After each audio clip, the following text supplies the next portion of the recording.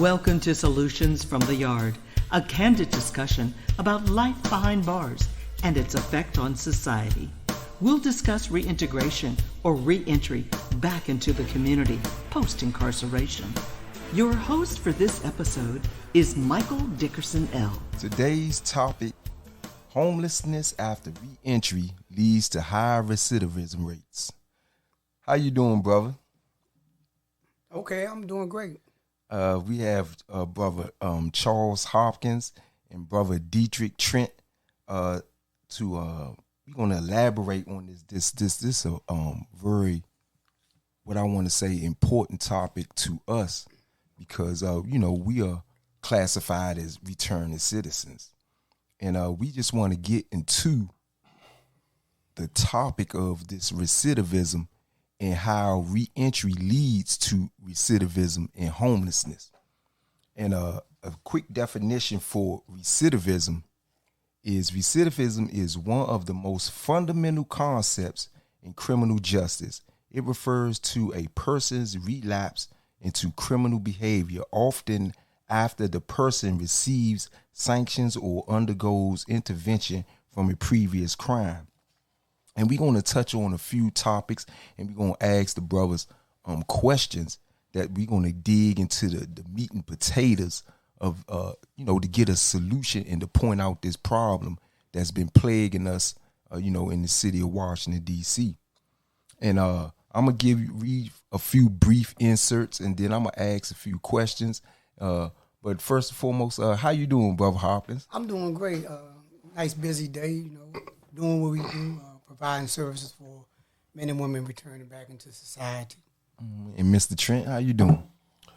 I'm blessed, and I'm glad that to be here with you brothers and to be bringing up these serious issues that I think that's not being paid attention to. So I'm forward today.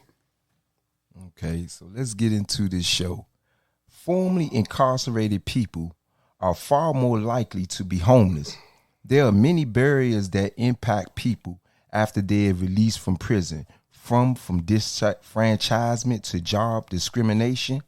Data from 2018 shows that homelessness is one of the most significant. In fact, formerly incarcerated people are almost 10 times more likely to be homeless than the general population. Both Black and Hispanic people are more likely than white people to be homeless after release.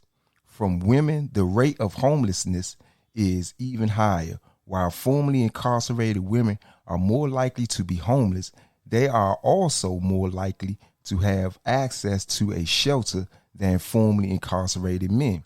One of the reasons is that while homeless shelters house men and women, women's shelters refuse male occupants for safety reasons.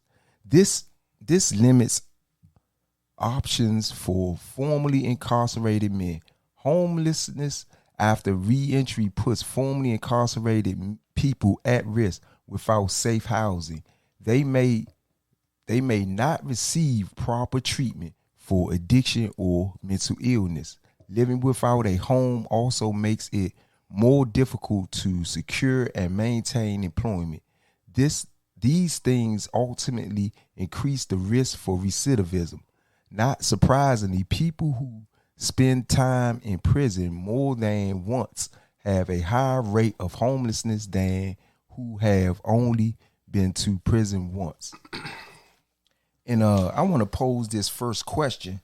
And the first question, it says, from your own experience, why formerly incarcerated people are likely to be homeless?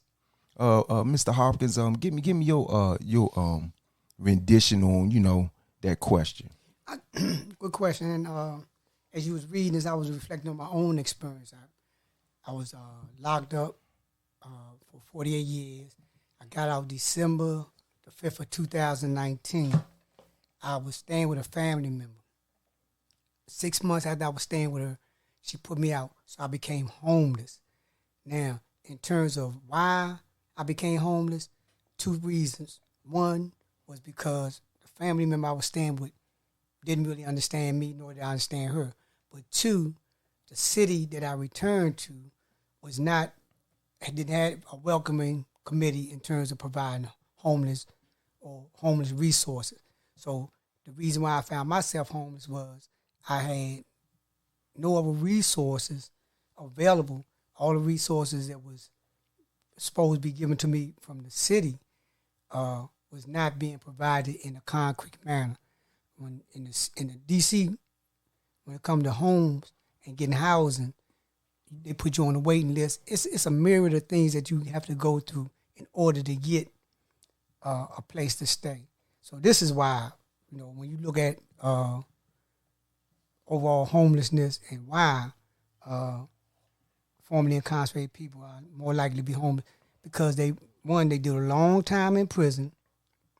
When they come out, they don't have no relationship with their community or their family, and the resources that's supposed to be available to them are so convoluted with inertia that's virtually impossible to get a place to stay without being on the street for at least 6, 7, 8, 9 months or better. Okay, thank you. Mr. Trent, what is your input on this question? Well, and I agree with everything that was said before me.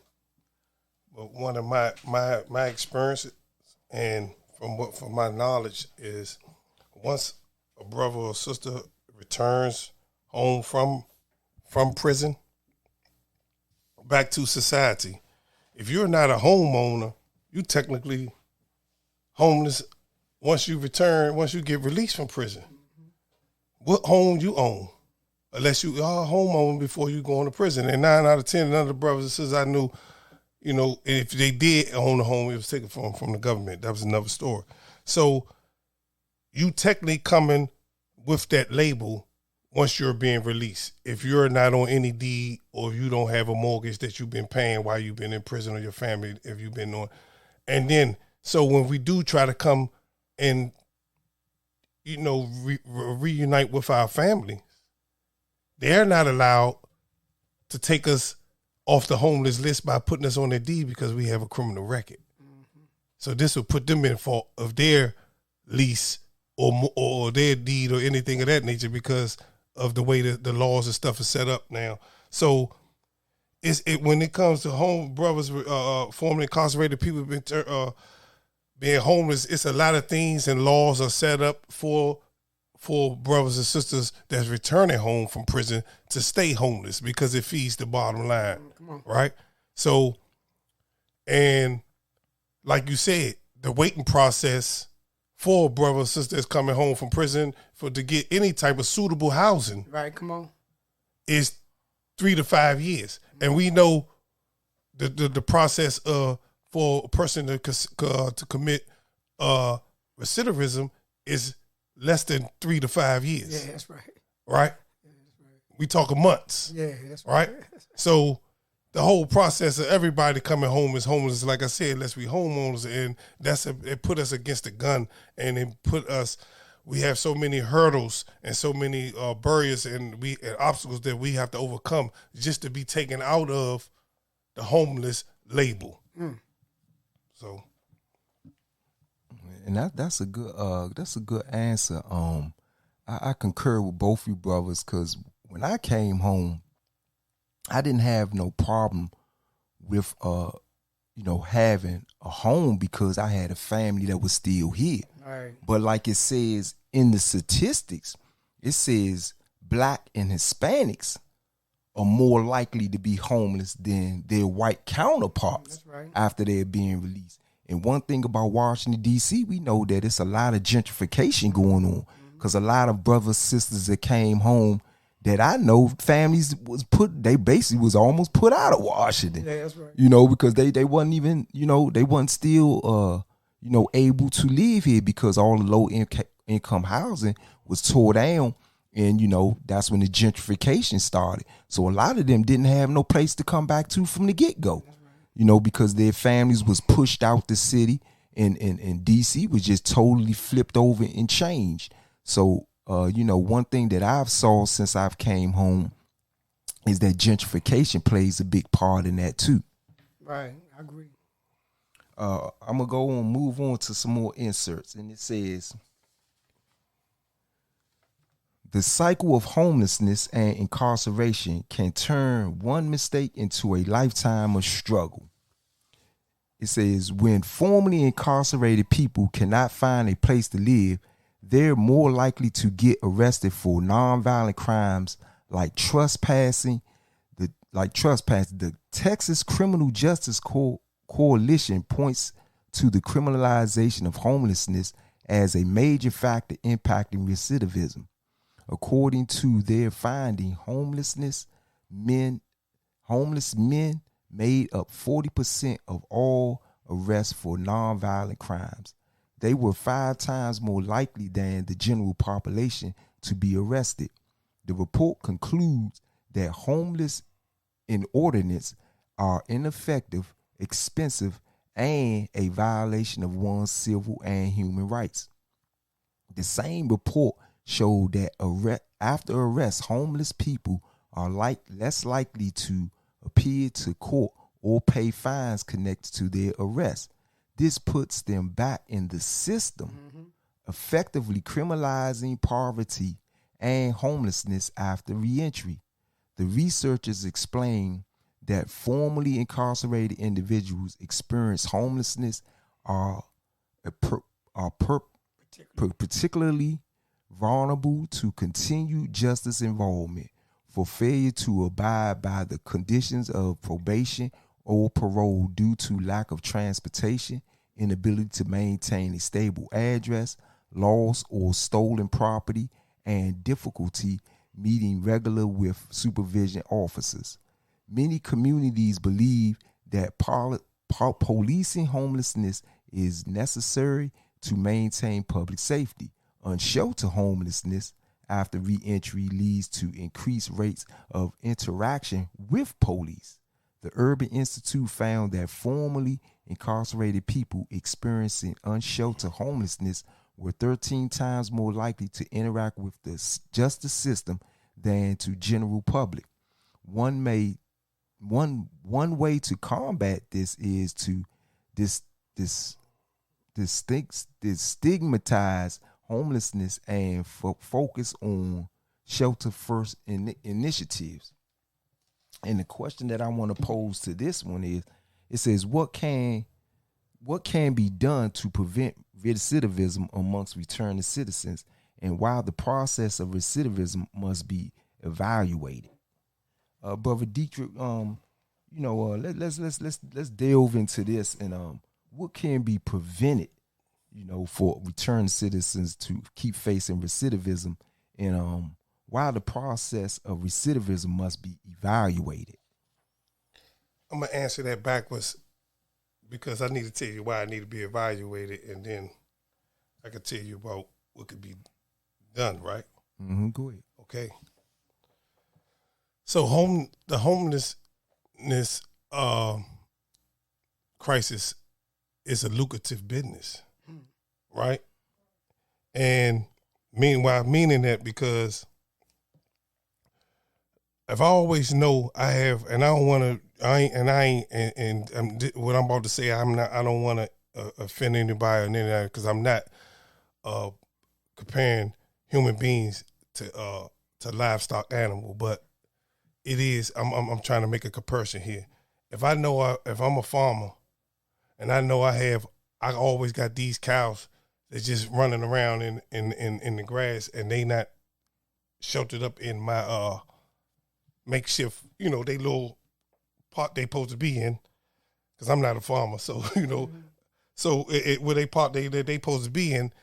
If I know that always exists over there, and I can always go over there and get them, know why, and take advantage of them, because they don't belong to no one. They undocumented. They are not counted for. I know I can always do and get them.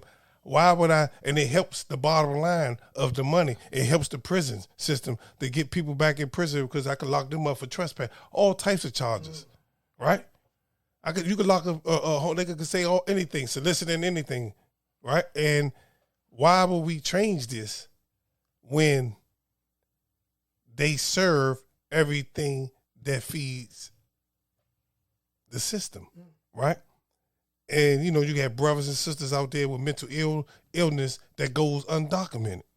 If I got a mental illness, how will I ever get this fixed and know that me keep going back to jail is a problem, right? So that's just that whole process of brothers coming home.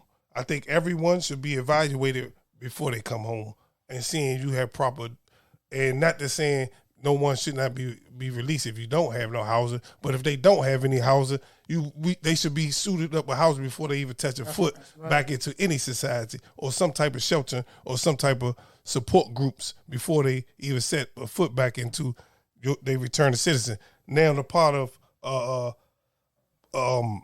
fixing it, they're gonna take, when it comes to brothers, they're gonna take a mind change. Right, we got to attack the minds, right? And when you attack the minds, the body will follow, right? And the meaning is, we got to show the people there's another blueprint.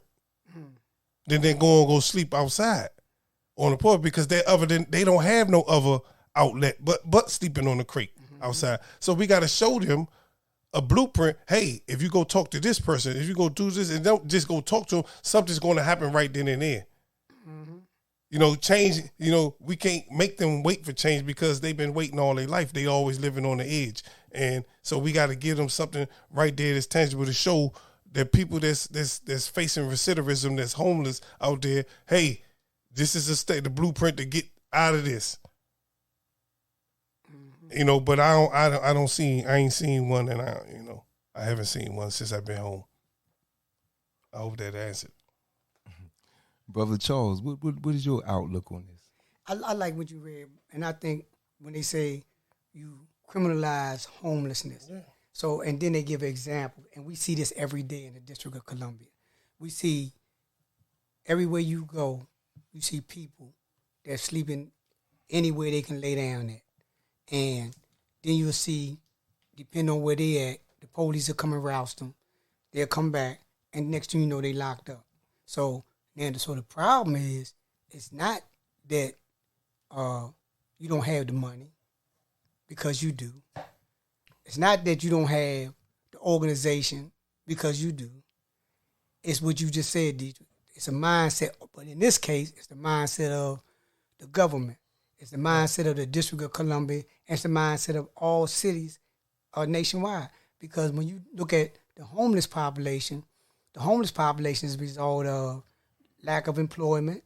The homeless population is a result of high taxes on people, the property value going up, missed opportunities by the like Enron and things like that, where people then invested their money. So now I find myself homeless. But when you're dealing with somebody that's recidivate, when you're dealing with somebody that's returned to society, they don't have no place to go to begin with. And I'm gonna give you a point of what they doing there in District of Columbia with the court services is doing. If you don't have a place to go upon your release, and they don't have no shelter to put you in, they put you back in the halfway house and make you stay in the halfway house until such time as you can, as they can find a place for you, or you can find your own place. So now, I'm still locked up.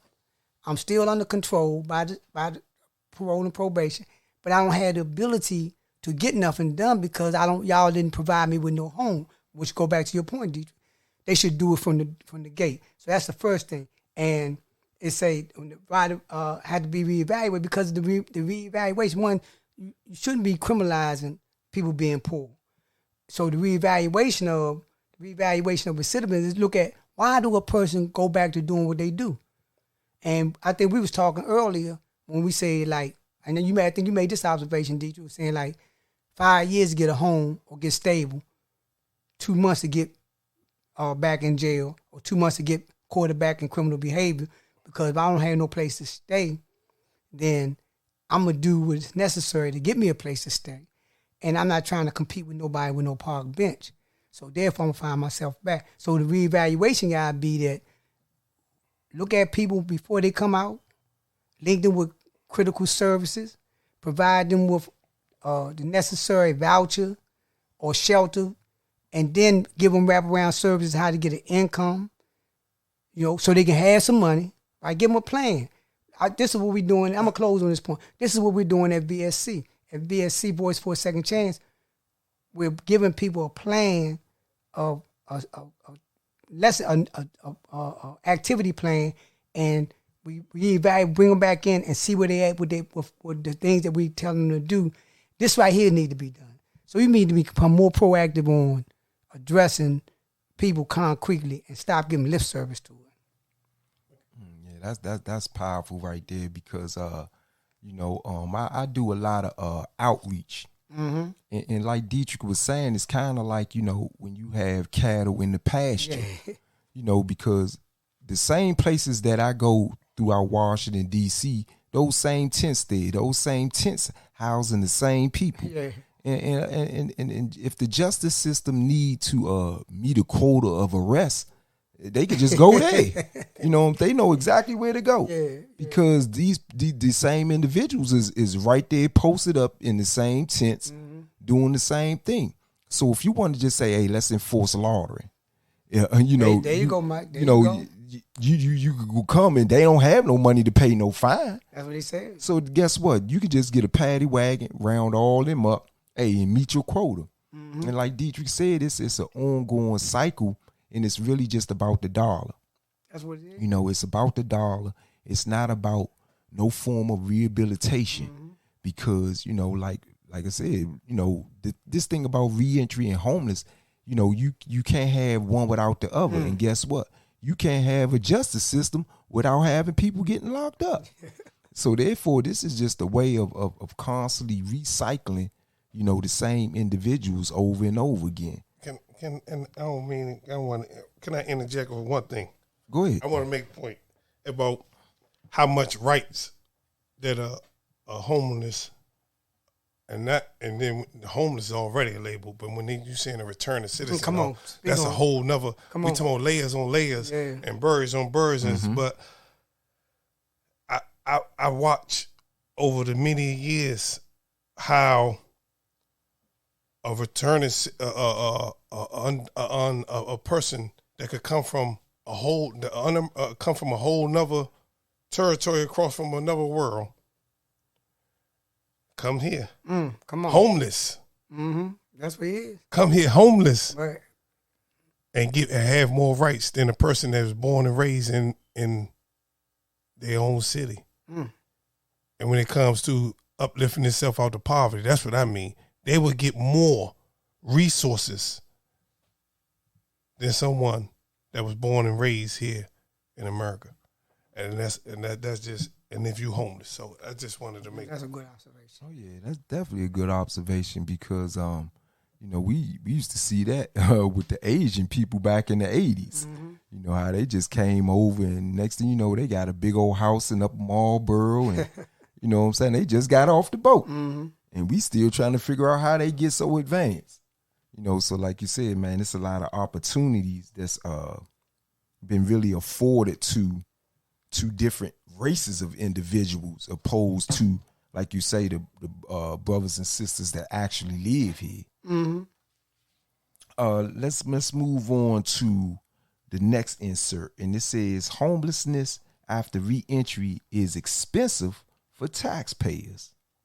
Urban Institute studied justice-related costs in Denver and found that the cost of just one person stuck in the homelessness jail cycle is about $4,000 over a 90-day period.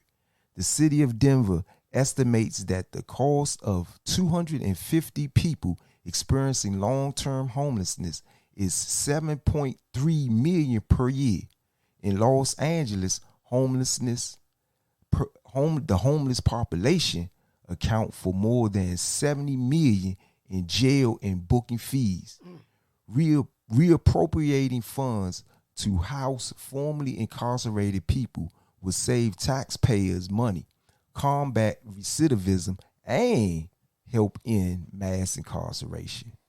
Data from the Frequent Users Service Enhancement FUSE, abbreviated FUSE, housing program shows how much money cities could save with housing first policies.